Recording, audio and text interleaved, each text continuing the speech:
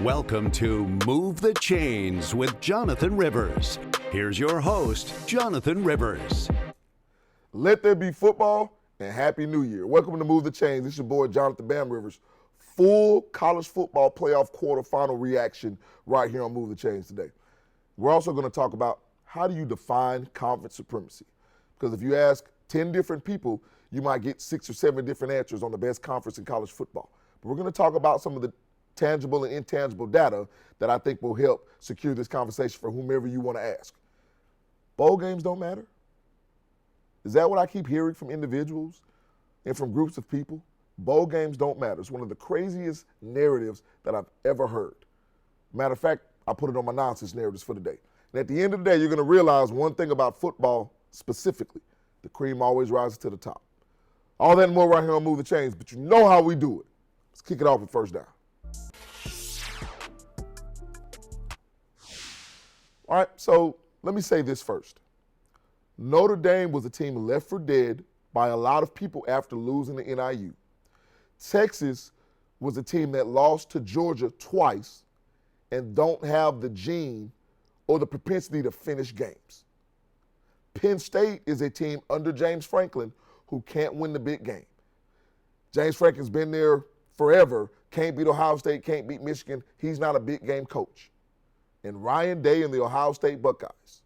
Ryan Day needs to be fired. Ohio State lost to Michigan again, and they're not as good as they should be considering that they have a $20 million roster. Those are the narratives set around those 4 teams that currently occupy a spot in the semifinals of the college football playoff. Now, I'm not sitting here and telling you that all of those narratives, some aren't true to a certain extent. I'm just telling you what people are saying, and people always make the mistake of trying to write somebody's effigy or write it in effigy and write their tombstone before they're done. And you can't do that. But let's break down each of these games because I want to tell you exactly what I saw. Let's start with the All-State Sugar Bowl when it comes to Notre Dame and Georgia. You can look at the stats all you want because the stats do tell a story, but the stats don't tell the entire story. Started with Notre Dame here. One of the best decisions Notre Dame was able to make as we go to some video was keeping Marcus Freeman as their head coach. Remember, when Brian Kelly left for LSU, Marcus Freeman was a defensive coordinator. And Notre Dame understood what they had in-house, and they promoted him to head coach. In a lot of people's minds, it was the right move, but it was also the easy move. Notre Dame was never going to be a contender. And they went and used the transfer portal and got a quarterback, got linemen, and got return specialists that helped them beat Georgia yesterday. So while Notre Dame knows who they are, I think that's the reason they won this football game, because they knows who they are. They know who they are. And let me get to Georgia. I talked to Josiah and Ernest about this in the previous weeks throughout the whole season, but especially before we did the show. And I look at Georgia, and they just seemed off to me the entire year. Remember, this was a team I picked to lose to Texas twice. And they beat Texas twice, and everybody said, well, man, you were wrong about that. And I said, yeah, I was wrong, but I don't think I'm wrong about Georgia. They just didn't seem to be the team that focused on the details like they had in the past. They tried to take their quarterback, Carson Beck, and make him something that he wasn't. I think he's a good quarterback, but they wanted to make him this elite Heisman Trophy winning quarterback. And I'm not saying he couldn't have been that guy, but I think the way they went about their business was wrong. So now you enter this game with Gunnar Stockton as your backup.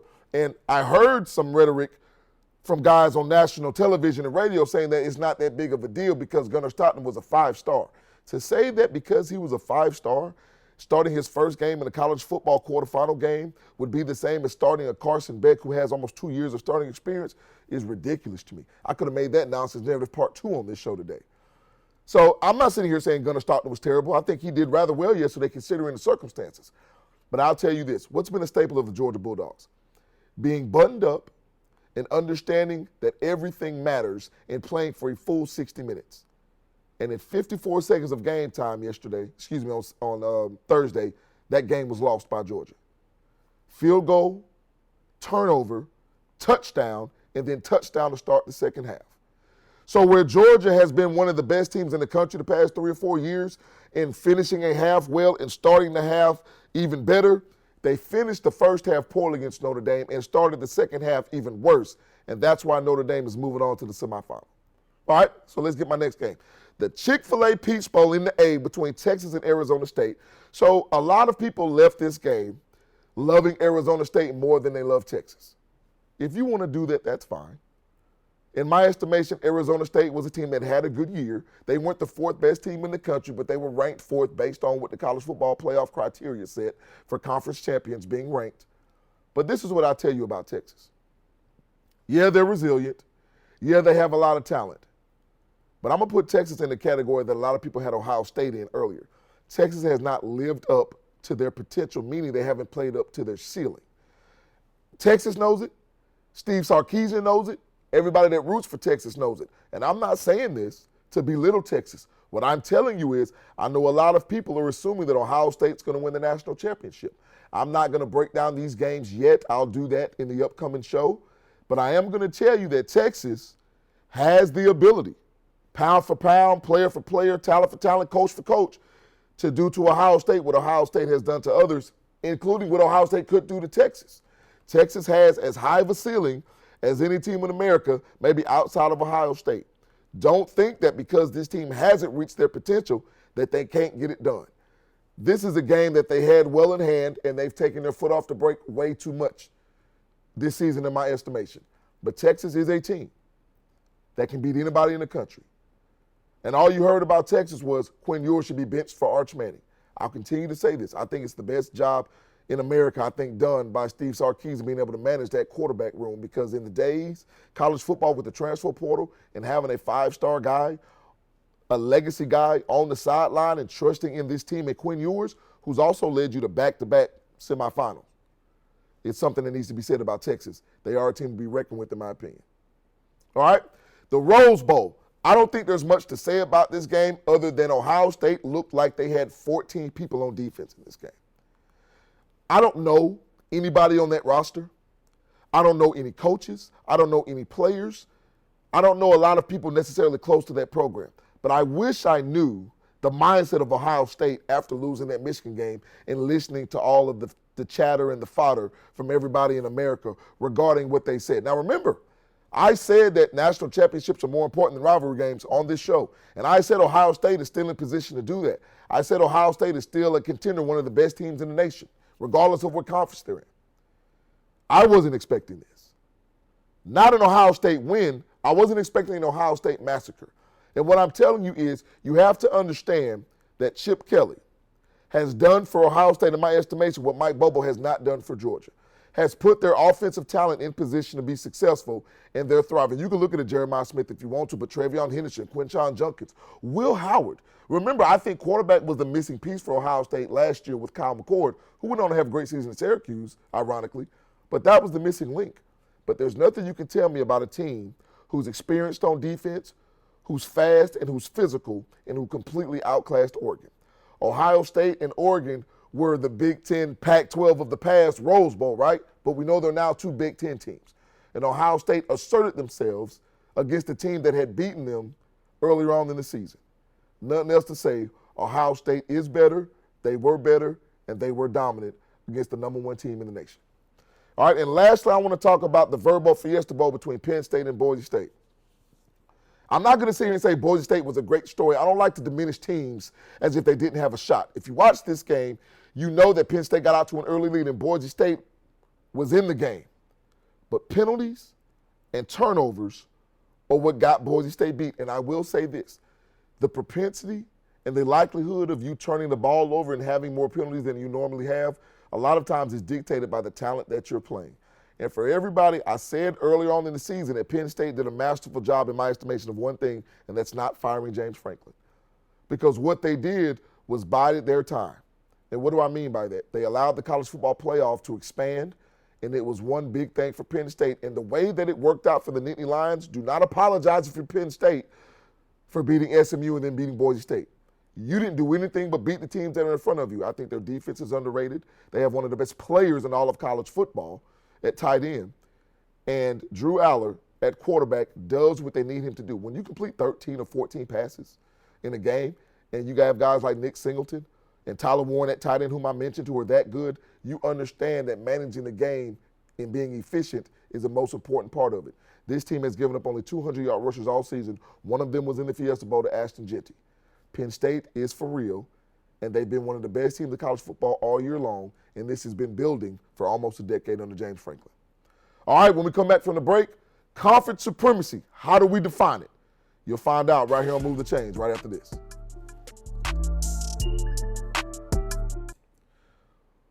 Welcome back into Move the Chains. And before we do anything, I want to take this opportunity to thank my Lord and Savior Jesus Christ for the opportunity to host Move the Chains. Thank you to the fans for watching Move the Chains. It's growing. The fan base is growing, and I really appreciate it, as well as on YouTube. And shout out to the best production crew in the business for making sure that everything runs smoothly here on Move the Chains. All right, having said that, you know what time it is. It's time for Second Down.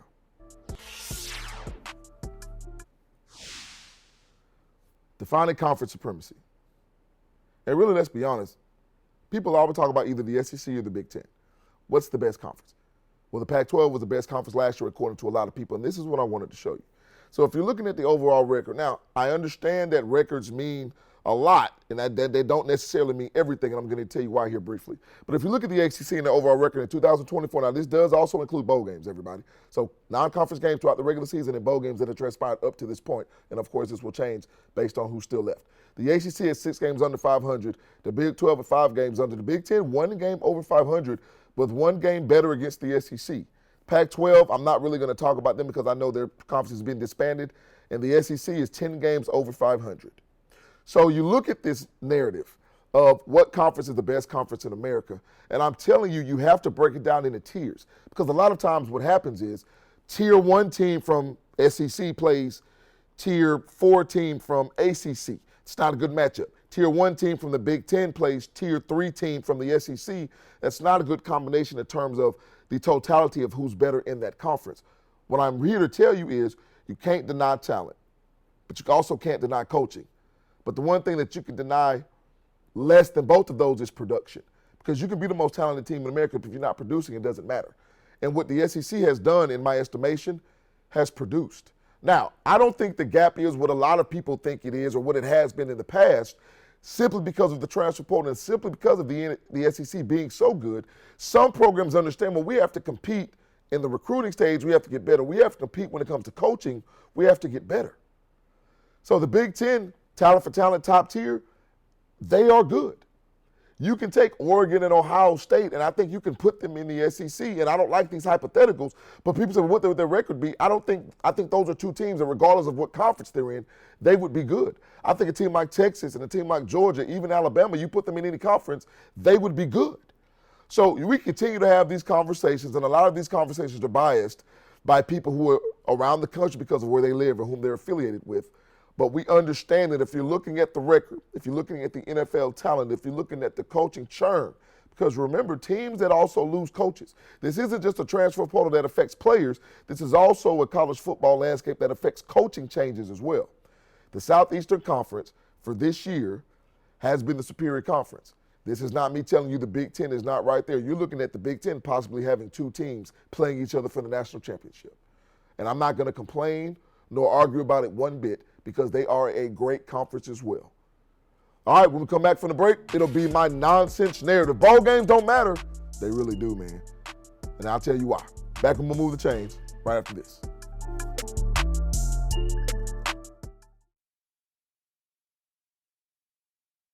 And welcome back into the show, and it's my favorite time of the show because it's time for my favorite segment of the show. It's time for the nonsense narrative.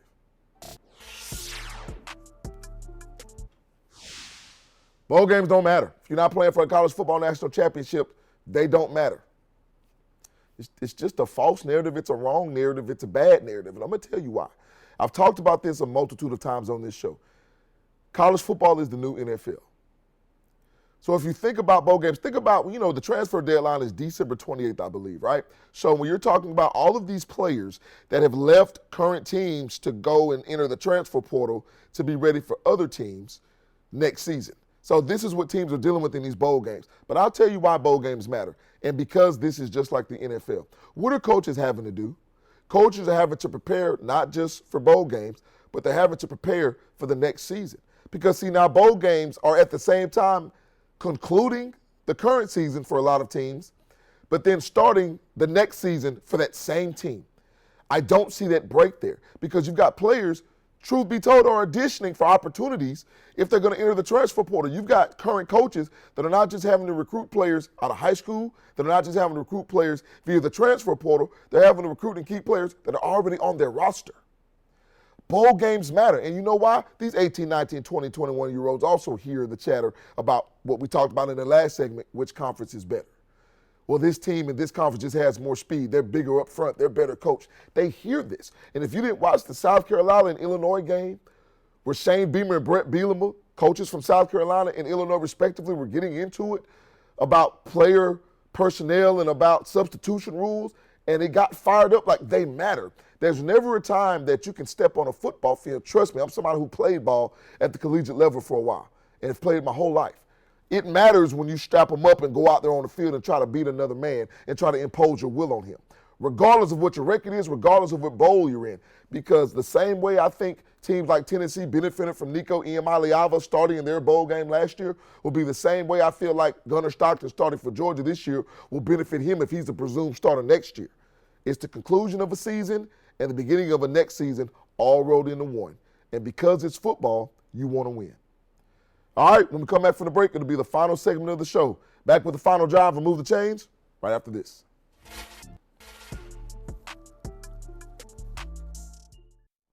And we'll go back into the show, and it's my favorite time of the show because it's time for my favorite segment of the show. It's time for the nonsense narrative.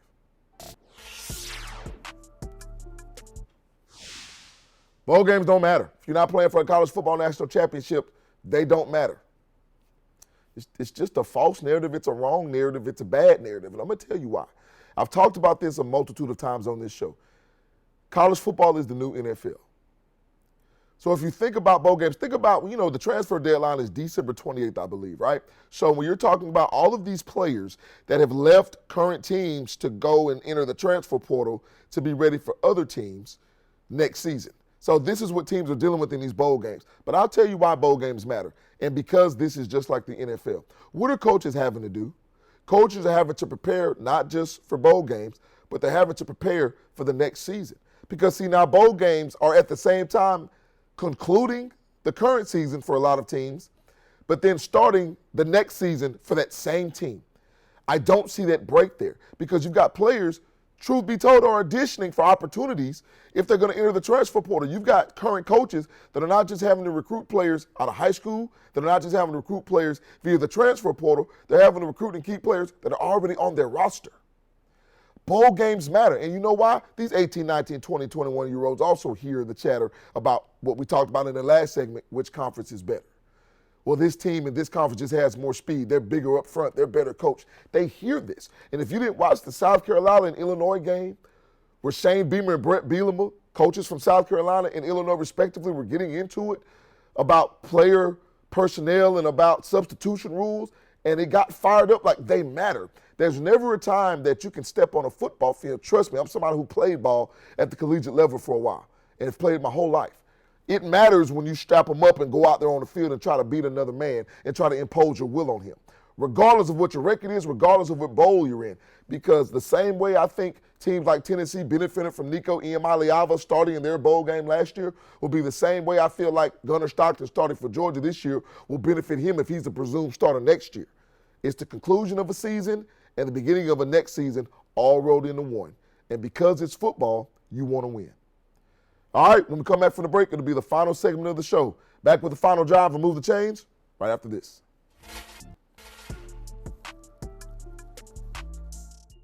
Welcome back to the show, and it's time for the final segment of the show, which means it's time for the final drive.